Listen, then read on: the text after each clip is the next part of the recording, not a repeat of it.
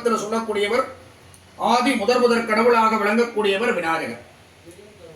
சனாதன தர்மத்திலே ஆதி முதற் கடவுளாக விளங்கப்படக்கூடியவர் விநாயக பெருமான்.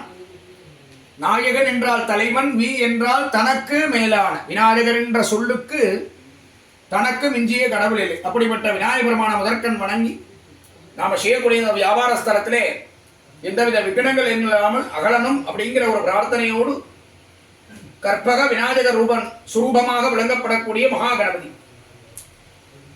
விக்னங்கள் இடையூறுகளை அகற்றக்கூடிய நாயகன் விநாயகன். அப்படிப்பட்ட விக்னேஸ்வரரை முதல்ல பிரார்த்தனை பண்ணி அவருக்கு கணபதி யோகம் செய்து தொடர்ச்சியாக மகாலட்சுமி அப்படின்னு சொல்லக்கூடிய தனலட்சுமி, தானியலட்சுமி, வித்யாலட்சுமி, வீரலட்சுமி, சந்தானலட்சுமி, சௌபாகியலட்சுமி அப்படின்னு சொல்லக்கூடிய அஷ்டலட்சுமி சுரூபமாக மகாலட்சுமியை பிரார்த்தனை பண்றோம். இருளை அகற்றக்கூடிய சக்தி யாருக்கு இருக்கு அப்படின்னா மகாலட்சுமிக்கு உண்டு.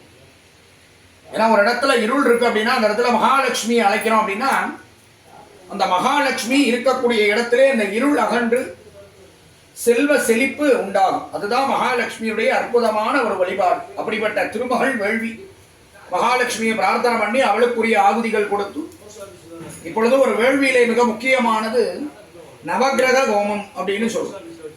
இந்த நவகிரகங்கள் அப்படிங்கிறது 9. அந்த நவகிரகங்களிலே முதல்ல சூரிய பகவான் ஆத்மகாரகன் அப்படின்னு சொல்றோம். அதற்கு அடுத்தபடியாக சந்திரன் மனோகாரகன் அப்படின்னு சொல்றோம். அங்காரகன் அப்படின்னு சொல்லக்கூடிய செவ்வாய் பூமிகாரகன் அப்படின்னு சொல்றோம்.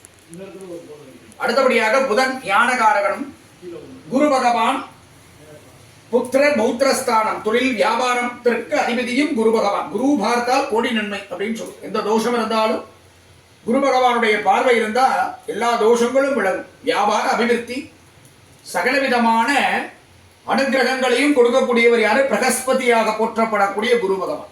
அடுத்தபடியாக சுக்கிரன் சுகபோக வாழ்க்கையை கொடுக்கக்கூடியவர். கலத்திரஸ்தானம் அப்படின்னு சொல்லுவோம். சுகபோக வாழ்க்கையை யார் கொடுப்பார்? சுக்கிரன். தங்கம் வெள்ளி இவை அனைத்திற்கும் அதிபதி யார் அப்படின்னா சுக்கிரன் தான். அடுத்தபடியாக ஆயுள் காரகனாக போற்றப்படக்கூடிய சனி பகவான் நியாயமான ஒரு கிரகம் அப்படின்னு சொல்லணும். நியாயமா மட்டுமே செயல்படுத்தக்கூடியவர். நியாயமா நடக்கிறவங்களை தர்மத்திற்கு கட்டுப்பட்டு பலாபலன்கள் கொடுக்கக்கூடியவர் யார் அப்படின்னா ஆயுள் ஸ்தானத்தில் இருக்கக்கூடிய ஆயுள் காரகன் சனி பகவான். அதுக்கு அடுத்தபடியாக நிழல் கிரகம் அப்படின்னு சொல்லுவோம். 9 கிரகங்களாக இருந்தாலும் இந்த 7 கிரகங்களுக்கும் வீடு உண்டு. இந்த ராகு கேது அப்படின்னு சொல்லக்கூடிய 2 கிரகங்களான ராகு பகவானுக்கும் கேது பகவானுக்கும் வீடு கிடையாது. அப்ப வாரங்கள்ல 7 நாட்கள் அதாவது வீடு எல்லா கிரகங்களுக்கும் வீடு இருக்கு. இந்த ராகு கேது எப்படி செயல்படுவார்கள் அப்படின்னா நிழல் கிரகம், சாயா கிரகம் அப்படின்னு சொல்லுவோம். இந்த ராகு எப்படின்னா தினசரி 1.5 மணி நேரங்கள் ராகு காலமாகவும் கேது பகவான் யமகண்டமாகவும் எடுத்துக்கொள்கிறார். அப்படிப்பட்ட நவக்கோள்களான நவகிரக வேள்வியாகப்பட்டது இப்பொழுது நடக்குது.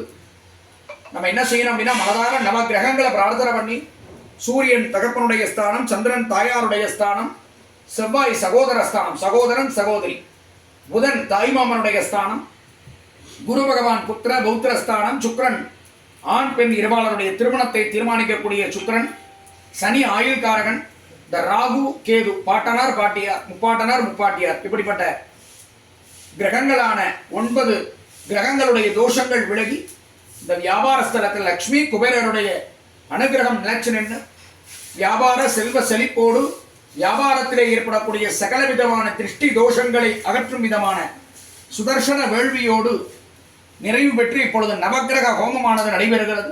நவகிரகங்களை நல்லா பிரார்த்தனை பண்ணி இந்த நவகிரகங்களுக்காக கொடுக்கப்படக்கூடிய தானியங்கள் அப்படிங்கிறது கரெக்டாக அக்னியில் விழுகணும். வெளியில சிந்தாம நல்லா நவகிரகங்கள் 9 நல்லா பிரார்த்தனை பண்ணி அப்படியே கையில் எடுத்து 9 முறை நாங்கள் இந்த 9 கிரகங்களுக்கும் 9 மந்திரங்களாகப்பட்டது சொல்லுவோம். அப்படி சொல்லப்படும் பொழுது நீங்க இந்த கரெக்டாக அக்னியில போடணும். நல்லா பிரார்த்தனை பண்ணி கையில் எடுத்துக்கங்க. மொத்தம் 9 முறை வர மாதிரி போடணும்.